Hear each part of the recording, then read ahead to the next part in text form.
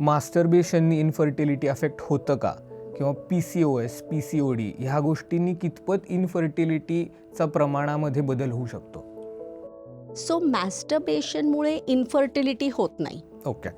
मॅस्टरबेशनमुळे sperm counts कमी होत नाहीत.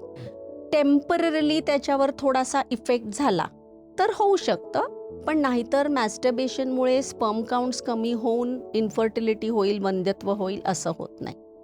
PCOS म्हणजे पॉलिसिस्टिक ओव्हेरियन सिंड्रोम आम्ही ज्याला म्हणतो, त्याच्यामुळे वंध्यत्व कधी कधी होऊ शकतं. इट इज नॉट 100%, पण त्याच्यामुळे वंध्यत्वाची रिस्क वाढते, धोका वाढतो थोडासा.